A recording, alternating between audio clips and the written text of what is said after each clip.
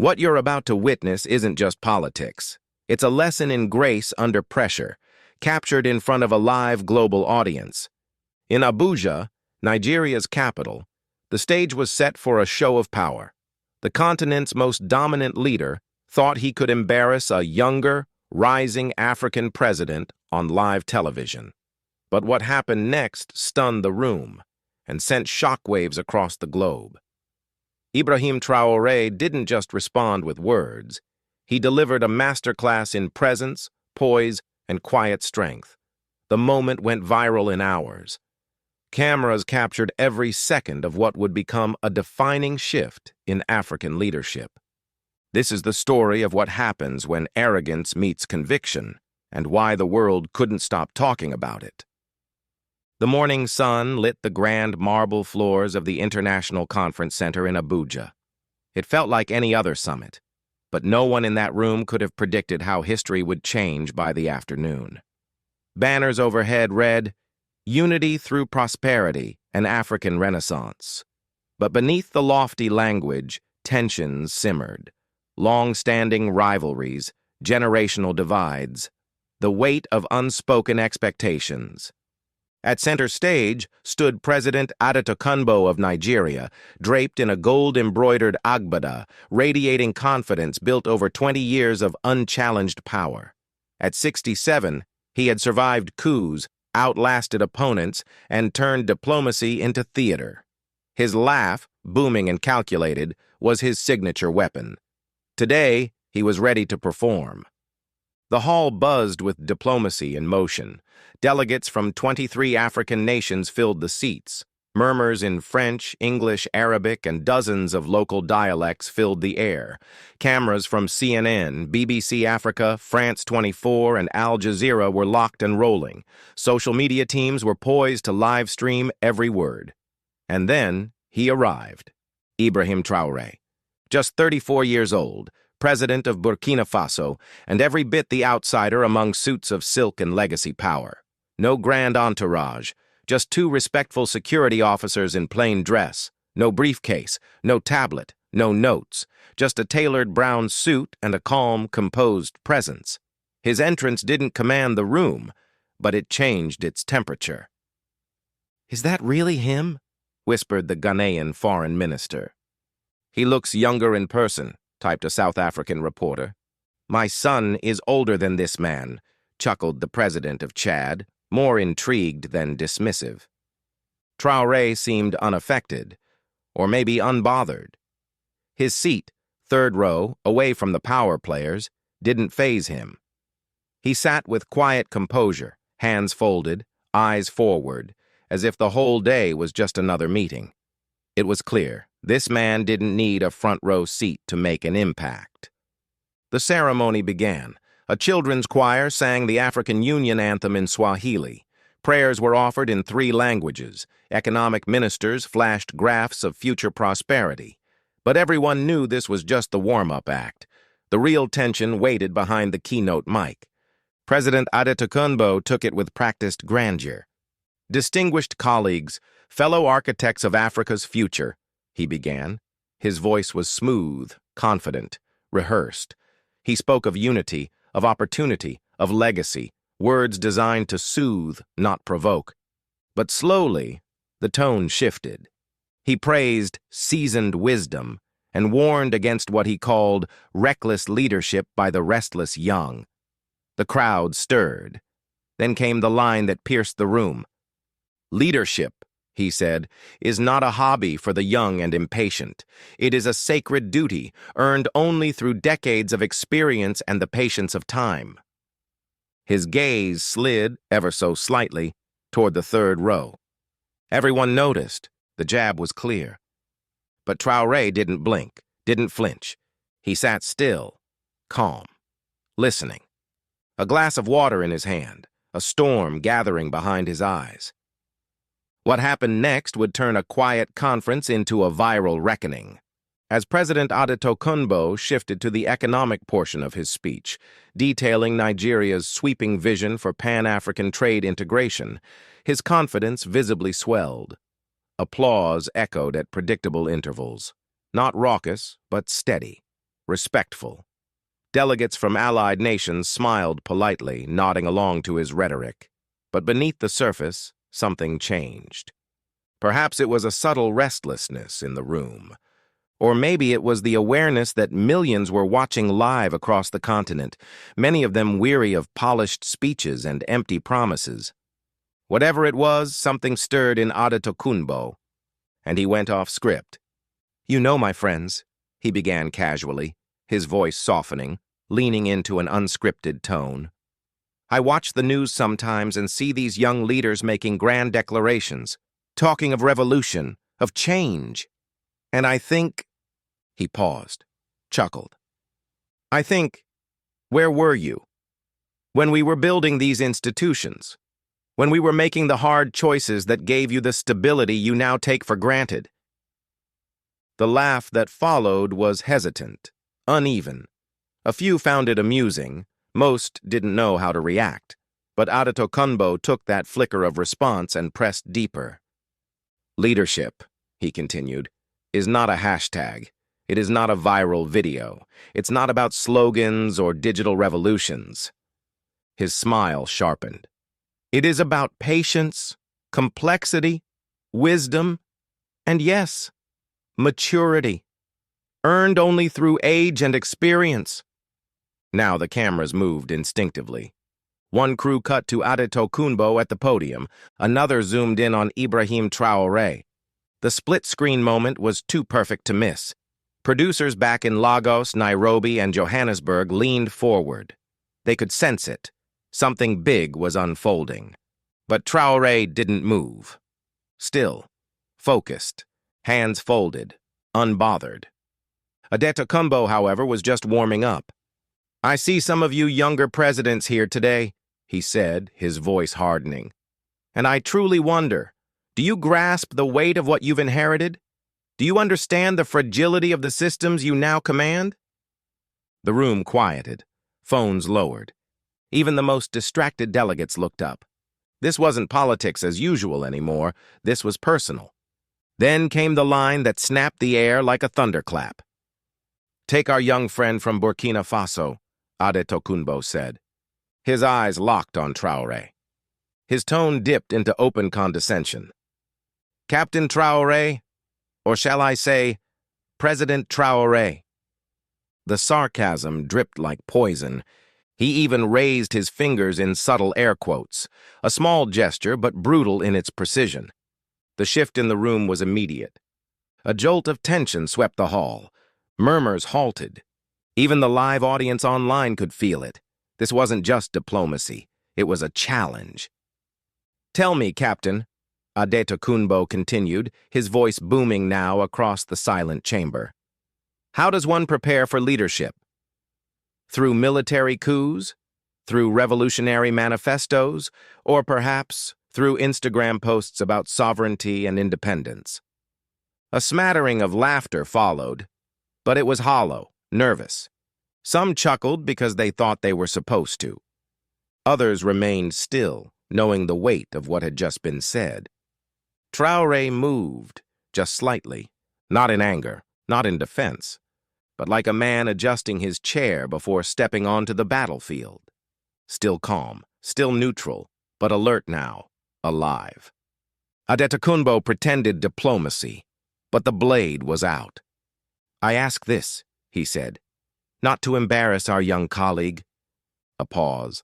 A lie. "But because the people of Africa deserve to know what truly qualifies a man to lead. Is it energy, good intentions, or is it the deep institutional wisdom earned only through decades of experience within established systems?" He leaned in toward the microphone, and with his voice lowered to a near whisper, he delivered the final blow. "Because charisma may win applause, but it does not build nations." The silence in the room was complete. Everyone waited, not for more words from Adetokunbo, but for what Ibrahim Traoré would do next. "How long?" Adetokunbo asked, his voice now slow and cutting. "Does Captain Traoré expect to remain in power before his people realize they need real leadership? Leadership that understands compromise, governance, the international order, not just shouting from the sidelines? The question landed like a hammer. The hall went still. Camera lenses zoomed in on Traoré's face, searching for any crack in his composure. Social media teams around the world cued their alerts. In the press box, fingers flew across keyboards. They all knew. This wasn't just politics anymore. This was history in real time. Then, Ibrahim Traoré stood up. No words, no flash of anger, just a slow, deliberate rise. It was so calm, so measured, that it took a few seconds for people to even register what was happening. He adjusted his jacket, smoothed a sleeve, and began walking toward the front. No guards, no fanfare. Just a man, rising. "I believe," he said, his voice firm, unshaken, and somehow louder than the microphone, "that President Adetokunbo asked me a direct question. It would be disrespectful not to offer a direct answer." Gasps rippled through the crowd. This wasn't on the schedule. This broke protocol. But no one moved to stop him. Everyone sensed they were about to witness something far greater than any diplomatic formality. Adetokunbo stepped back from the podium with a forced smile, feigning generosity. "Of course, my young colleague. Please share your thoughts." But by the time Traoré reached the microphone, it was clear. This was no polite reply. This was a reckoning. He adjusted the mic with one clean motion, then raised his eyes to the hall, calm, steady, absolutely in control. "Thank you, President Adetokunbo, for your questions," he began. "You ask about qualifications, about experience, about whether I, at my age, can understand the complexity of leadership. These are valid concerns, and they deserve honest answers." He paused, not for drama, but to choose his words with precision. "But before I answer, allow me to ask a question in return." His gaze found Adetokunbo in the crowd. "When you speak of experience, whose experience are you defending? When you speak of institutions, whose institutions are we preserving? And when you speak of complexity, complex for whom?" The air shifted. Traoré wasn't defending himself. He was reframing the entire conversation. "You argue that leadership requires decades within established systems," he continued. "But what if those systems were never meant to serve our people? What if some of that experience is simply time spent mastering injustice?" Now, murmurs began to rise across the room. Not whispers of confusion, but of awakening. Traoré wasn't just responding, he was challenging the foundation. "President Adetokunbo asks how long I expect to stay in power. I ask, how long should any leader remain if his people are still suffering? How many decades does it take to notice that citizens are dying from treatable diseases? That young men and women are risking their lives in the desert and the sea just to find work? That faith in governance is crumbling because leaders treat it like a private inheritance?" Total silence. Even the cameras stopped moving. "You mock military leaders, President," Traoré said calmly. "You say we lack the understanding for civilian rule. But I remind you, Africa's liberation didn't begin with polished speeches in air-conditioned halls. It began with resistance, with sacrifice, with men and women who broke systems that were never built for justice." His voice stayed composed, but his words cut deeper now. When Patrice Lumumba stood against colonial rule, he was called too young. When Thomas Sankara transformed Burkina Faso, he was mocked for being too radical. When Nelson Mandela took up arms, the world said he didn't understand diplomacy. He paused. Let the names linger in the room. History does not honor those who play it safe. It remembers those who stand up, when silence is more comfortable. Then Traoré turned, looked directly into the cameras. This was no longer for Adetokunbo. This was for the continent. "You ask about my qualifications? I'm qualified because I've buried children killed by terrorists while governments debated budget lines. I'm qualified because I've slept in villages without power while presidents dined under chandeliers lit by generators.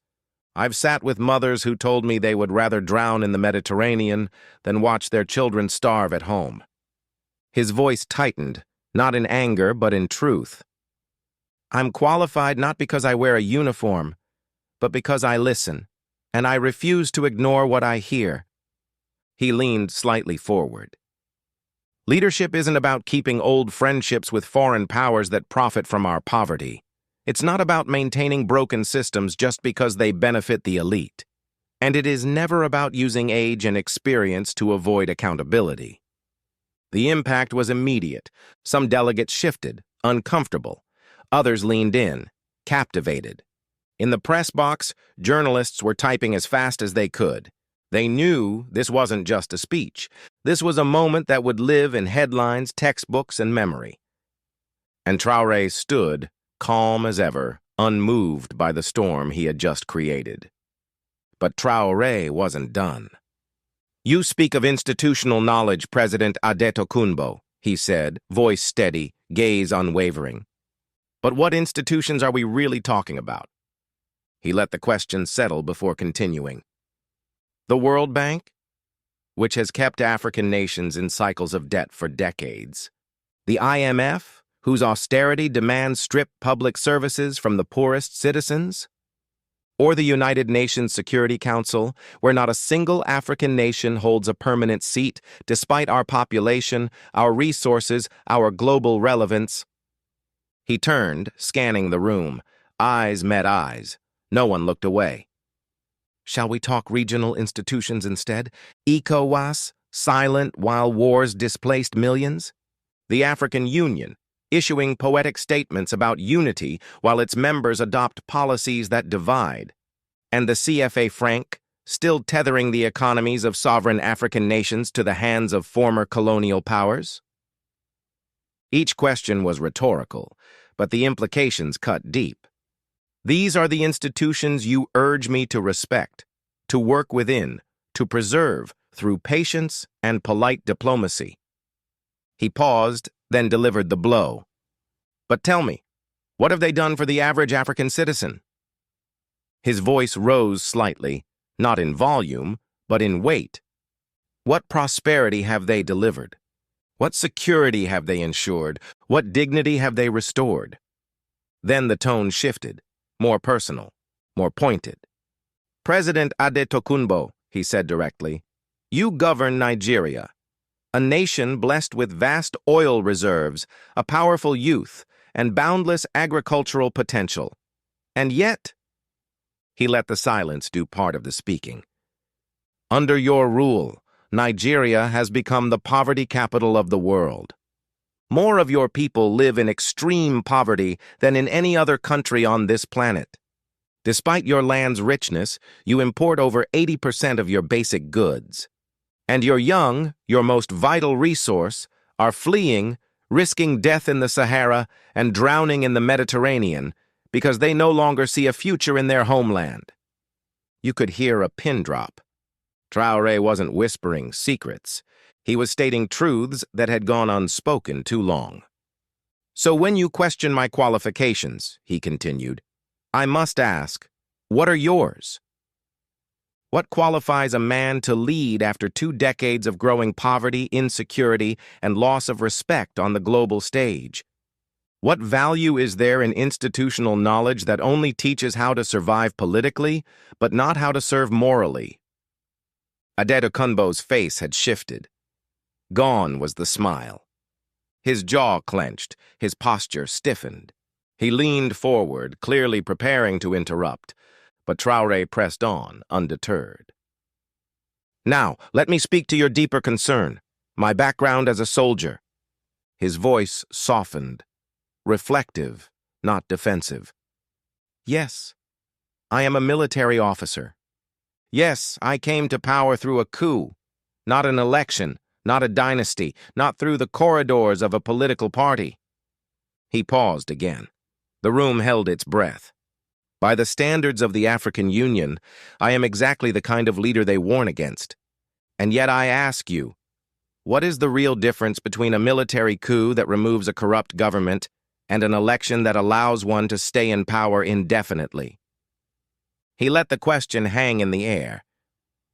What's the moral distinction between taking power through force and maintaining it through fear, manipulation, and constitutions rewritten to remove term limits? It hit hard. Everyone in the room knew. He wasn't just talking about Burkina Faso. In my country, he said, we didn't rise because we wanted power. We rose because the people had been abandoned. Terrorists were killing civilians while our president shook hands with international investors. Young people sat jobless while billions in gold and uranium left our soil for foreign bank accounts. Now his voice held fire, but it was still controlled, measured, intentional. We acted because someone had to, because compromise had failed, because diplomatic courtesy had become the language of cowards too afraid to name injustice. He looked again at Adetokunbo, but this time he didn't challenge him.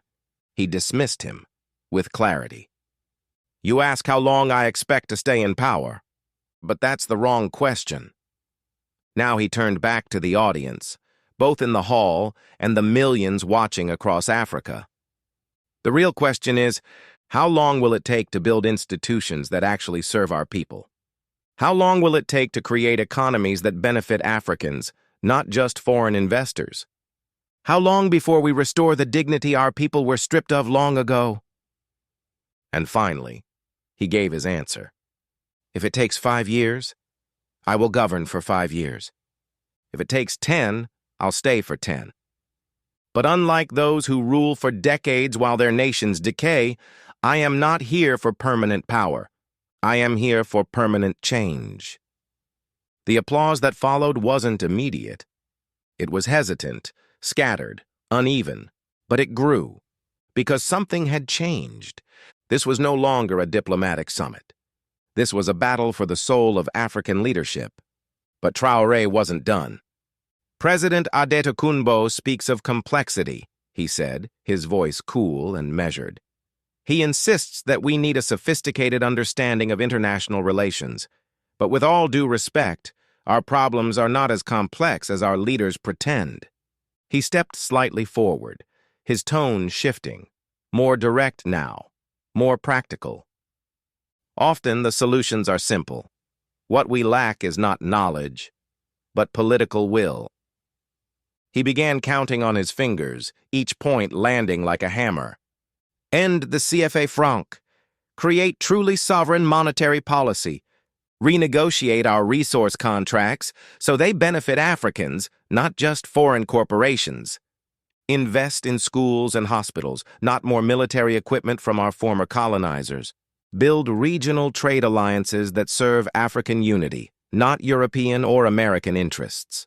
With every sentence, his voice grew stronger. Stop borrowing from global institutions that demand austerity while our children starve. Stop attending summits where African leaders are treated like junior partners begging for investment. Stop accepting the lie that African poverty is inevitable, or that underdevelopment is somehow our natural state. The room was buzzing now. Some delegates nodded in quiet agreement. Others stiffened, offended. But everyone was listening. These are not technical problems. They are political problems, Traoré said firmly. And solving them doesn't require decades of experience. It requires courage. And courage, President Adetokunbo, is not a function of age. Now his tone turned thoughtful, almost historical.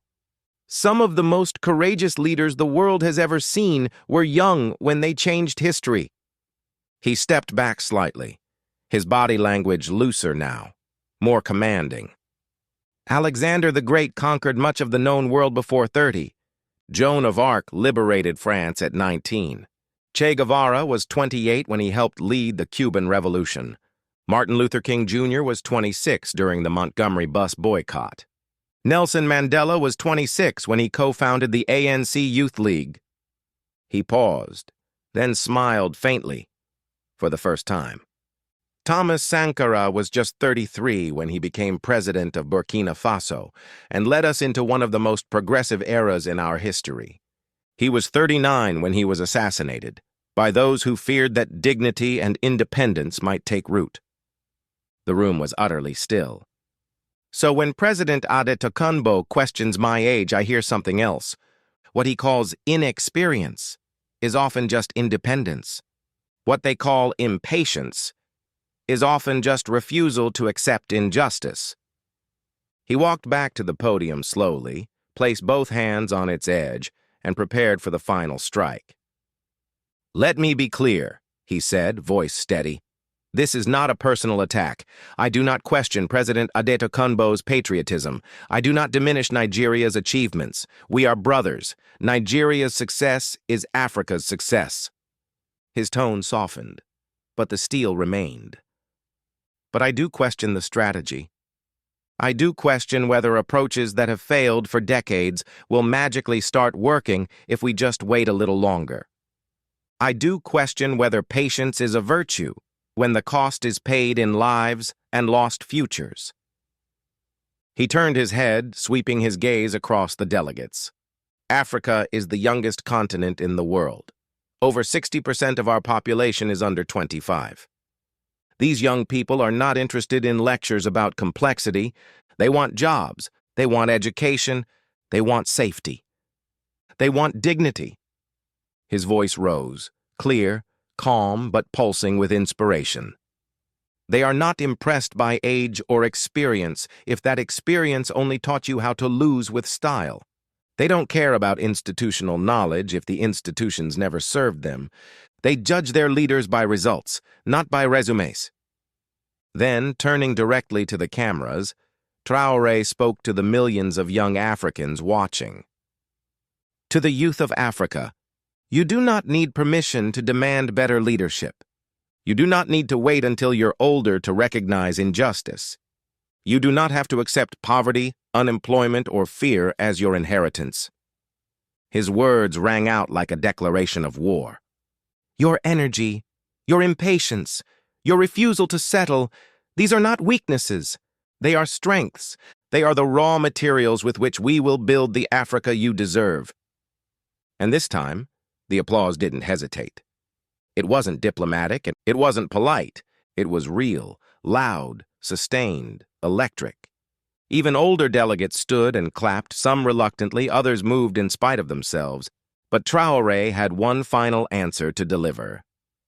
When President Adetokunbo asks, "How long do I expect to stay in power before my people realize they need real leadership?" He paused. Then he spoke, not as a politician, but as a man.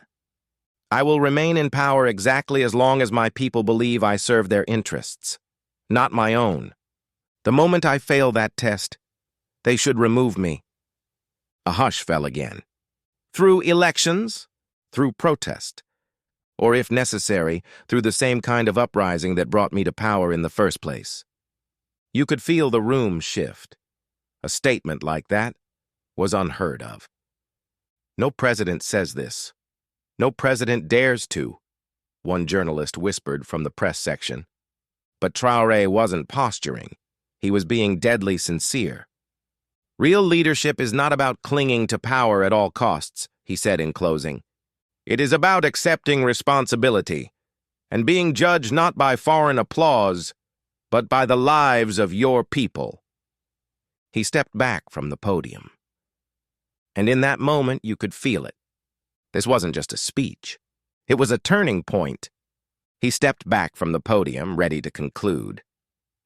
"I came to this summit hoping to discuss solutions, real, tangible strategies for African development and sovereignty. I came to listen, to learn, and to collaborate with my fellow leaders across this continent." His tone carried the weight of disappointment, but also a quiet resolve. "I did not come expecting to defend my right to lead my people, or to justify my belief in African dignity and independence. But if this is the conversation we need to have, if we must debate whether age matters more than results, whether polished diplomacy matters more than public trust, whether preserving broken systems matters more than serving broken communities, then yes, I'm ready to have that conversation." He turned one final time toward President Adetokunbo, who now sat stiffly, his jaw clenched, his smile gone. "I hope, Mr. President," Traoré said, his voice calm but unflinching, that despite our differences today, we can still work together for the sake of Africa's future. I hope our contrasting approaches to leadership can complement, not clash. But I also hope you understand why many of us believe that business as usual is no longer acceptable." With that, he stepped away, his posture relaxed, his expression composed. "Thank you for your attention," he said. "And thank you, President Adetokunbo, for allowing me the opportunity to speak." The silence broke like thunder. Applause erupted from half the room, some delegates standing, others clapping reluctantly, stunned. Some sat in silence, unsure of what they'd just witnessed. The press section exploded into activity. Reporters were already calling their editors. A few whispered to one another, wide-eyed. That was history. Adetokunbo didn't move. He remained seated for several long seconds, his face hard and unreadable. When he finally stood and approached the podium, his steps lacked the confidence of earlier. He forced a smile, a hollow, diplomatic reflex. "Well," he said, voice tight, "our young colleague certainly has passion, and passion, as we know, can be valuable in politics." But the room had shifted. The laughter that once greeted his jokes was gone. The power had moved, subtly, decisively, to Traoré. What was meant to be a moment of public humiliation had become something far more dangerous. A declaration, a manifesto, a challenge to the entire political order. During the next break, something remarkable happened. Delegates who had ignored Traoré earlier were now lining up to speak with him. Some shook his hand, others leaned in close for quiet, urgent conversations. Younger staffers asked for selfies. Veteran diplomats handed him business cards. The gravitational center of the summit had shifted, and everyone felt it. At the other end of the dining hall, President Adetokunbo sat with his inner circle. The conversation was subdued. Leaders who had scheduled private meetings with him quietly rescheduled, or canceled altogether. Later that day, a BBC Africa correspondent captured it perfectly in her article. In less than half an hour, Ibrahim Traoré had moved from the political margins to the moral center of African discourse. The summit continued for 2 more days, but the real story had already been written. Within hours, clips of Traoré's speech began dominating social media. Hashtags like Traoré Speaks, New Africa, and Abuja Moment exploded across Twitter, TikTok, and Instagram. Edits of his speech racked up millions of views before the sun had even set. University students organized watch parties to dissect every word. Young Africans tweeted, "This is the voice we've been waiting for." He said what our parents were too tired to repeat. Real leadership, finally. But it wasn't just the youth. Older Africans, those who had lived through decades of disappointment, shared the videos with their children, saying, "Watch this. This is what truth sounds like." International media couldn't ignore it. CNN aired a segment titled, "The Old Guard versus the New Generation." BBC launched a documentary on the generational divide in African politics, centered around the Abuja exchange. Al Jazeera convened urgent roundtables asking, "Is Africa entering a new political era?" But perhaps the most powerful reaction came from inside Nigeria itself. Despite quiet efforts by government officials to contain the story, the clips spread like wildfire. Nigerian youth, already weary of corruption, insecurity, and rising poverty, embraced Traoré's critique. They shared statistics, launched online campaigns, and openly questioned the legitimacy of their own leadership. In response, the Nigerian foreign minister held a tense press conference, dismissing Traoré as young and naive. "He lacks the nuanced understanding of West African diplomacy," the minister said. "Such rhetoric can lead to instability." But the statement only added fuel to the fire. Nigerians knew the truth, and millions of them had seen it with their own eyes. In trying to embarrass a younger leader, Adetokunbo had inadvertently sparked something far greater. Across the continent, something had begun to shift. It was no longer just about one speech or one president. It was about what Africa could be if its leaders stopped asking for permission and started speaking with conviction. And in Abuja that day, the world saw what conviction truly looked like. One of the most powerful responses came not from a government, but from the people themselves. A coalition of Nigerian civil society organizations released a joint statement that rippled through the political establishment. President Traoré has voiced the very concerns that millions of Nigerians live with daily, but rarely hear acknowledged by their own leaders.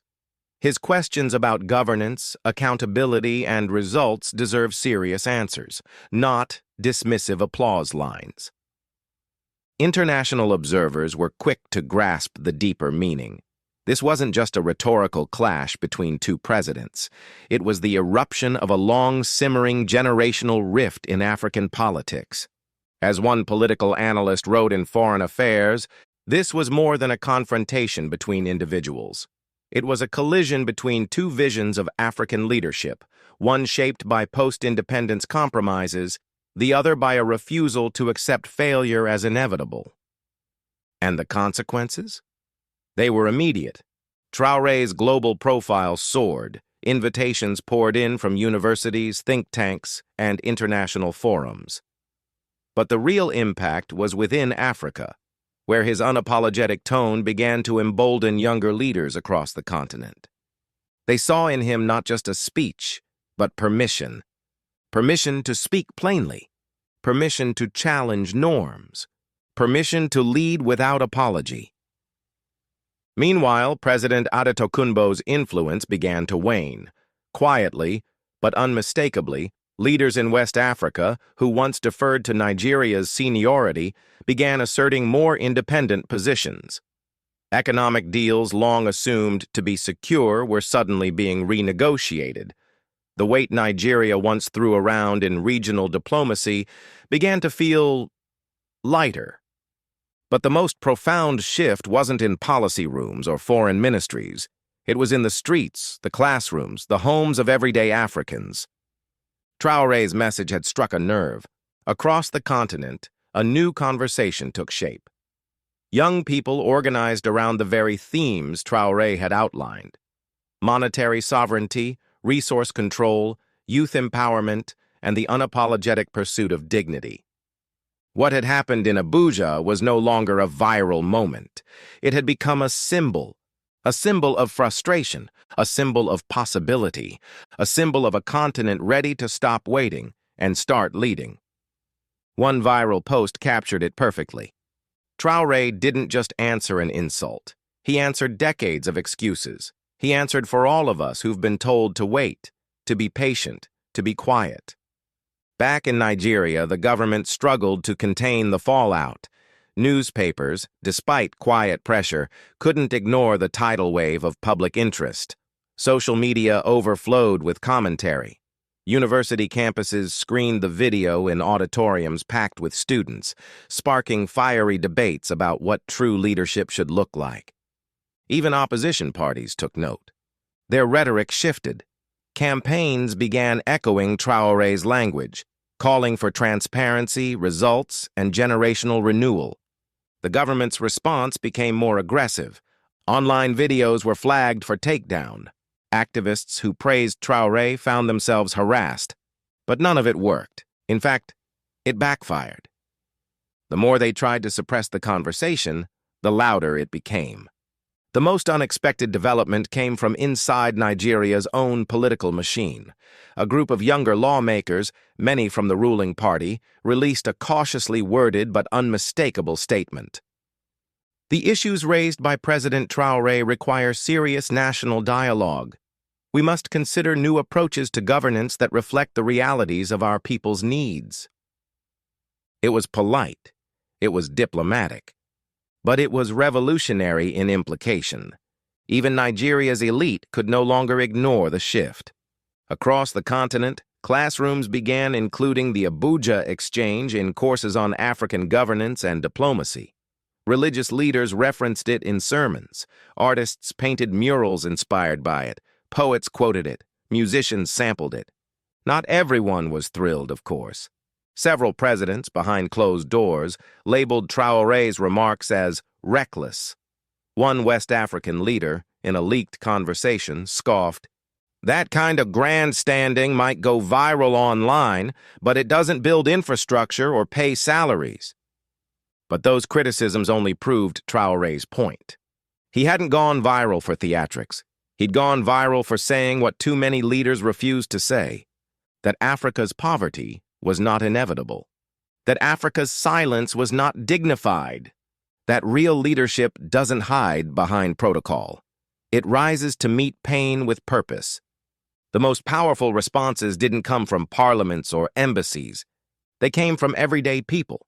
In Lagos, market women watched the clip while discussing fuel prices and food shortages. In Accra, students formed debate teams to dissect the speech. In rural Kenya, farmers huddled around shared phones, nodding as Traoré gave voice to struggles they'd carried in silence. And then there was the video that broke hearts across the continent.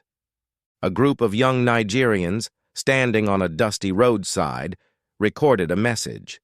They had been planning to flee to Europe, to escape, to give up. But then they saw Traoré's speech. "He made us believe again," one said. "He made us see that the problem isn't Africa. It's the leaders who've accepted our suffering as normal. Maybe we don't have to run. Maybe it's time we stay and fight for better." That, in the end, was the true legacy of that moment in Abuja. Not a speech, not a viral clip, but a spark. A spark that lit something long buried in the hearts of millions. Hope. The economic consequences of that historic exchange were not long in coming, and they took many by surprise. International investors who had been in talks with Nigerian firms suddenly put negotiations on hold. Behind closed doors, they voiced concerns about political instability and the rising tide of criticism facing President Adetokunbo's government. More significantly, African nations began reevaluating their long-standing relationships with Nigeria. In ECOWAS, long dominated by Nigeria's influence, smaller member states grew bolder. The tone of regional summits shifted. Increasingly, delegates echoed the language of Ibrahim Traoré: sovereignty, independence, equity. What once were whispers of discontent became pointed questions about who truly benefited from Nigeria's leadership. The CFA-Franc debate, mentioned only briefly in Traoré's speech, exploded into full public discourse. For the first time in decades, Francophone nations were seriously entertaining the possibility of ditching the colonial-era currency. In Paris, alarm bells rang. Traoré's ideas weren't just going viral. They were threatening the foundation of long-standing economic systems built to benefit European interests at Africa's expense. But the most profound shift wasn't in boardrooms or summit halls. It was in the minds of young Africans. Traoré's words had sparked something far more powerful than any single policy reform: a reawakening. Across the continent, students launched study circles, discussion groups, and podcasts focused on African self-determination. Hashtags morphed into movements. Young professionals launched social media campaigns highlighting the contradictions between Africa's natural abundance and its chronic poverty. Most notably, political engagement surged. Applications to political science and public policy programs in African universities spiked dramatically. Youth wings of political parties saw record enrollment.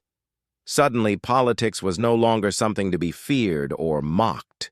It was a tool, a path, a purpose. Even beyond Africa, the diaspora felt the tremor. In London, Toronto, and Washington, African expatriates organized viewing parties.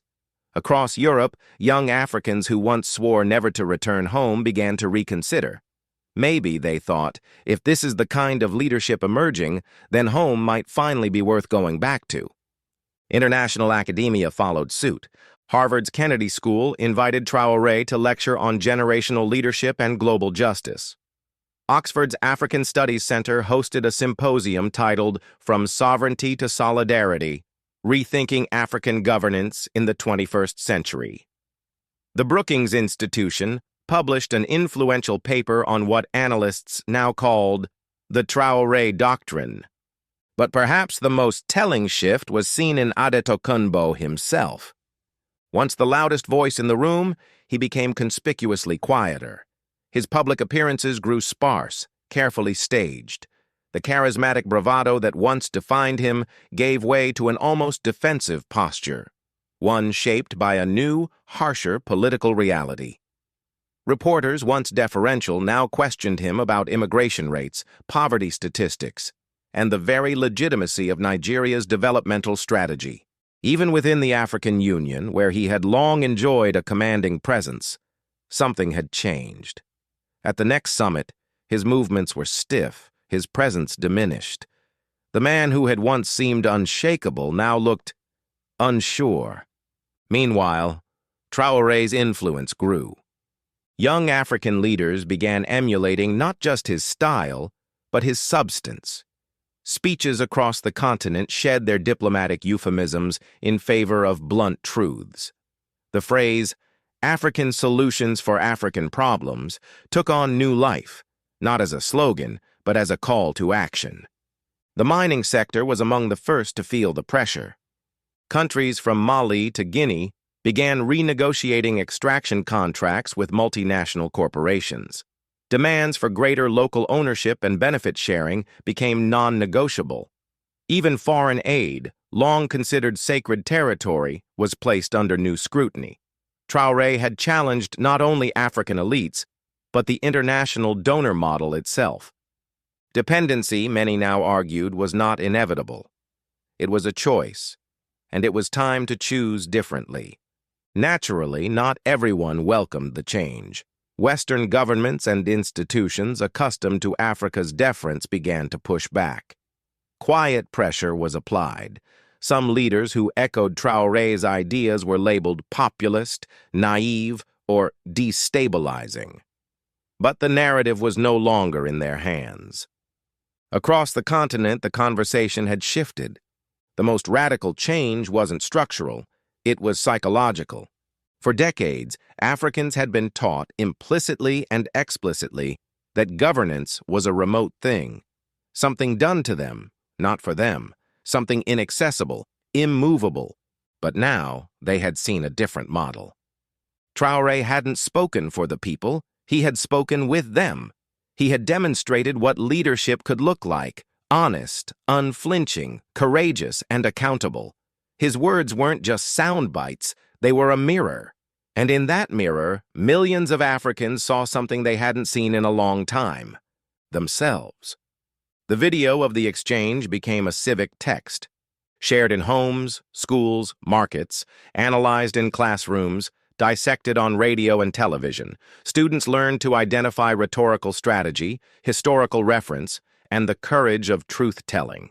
Civics teachers asked, what does it mean to lead with conviction? What does it mean to challenge power responsibly? This wasn't just a viral moment. It was a cultural reset.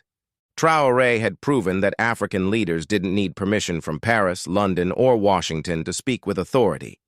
He had shown that youth is not a flaw, and truth is not a liability. In a continent where age had too often been conflated with wisdom, he had reminded everyone that wisdom without courage is simply inertia. What began as an attempt to embarrass a young president had become a continent-wide redefinition of what leadership could and must look like. And as the impact spread, one question remained. What had Adetokunbo hoped to accomplish when he publicly challenged Traoré? Perhaps he believed he could silence a rival, reinforce Nigeria's dominance, showcase his own command of diplomatic theater. Instead, he lit a fire that spread far beyond Abuja, a fire that could no longer be contained, a fire fueled not by outrage, but by hope. And in the end, it was not Traoré who stood diminished. It was Adetokunbo.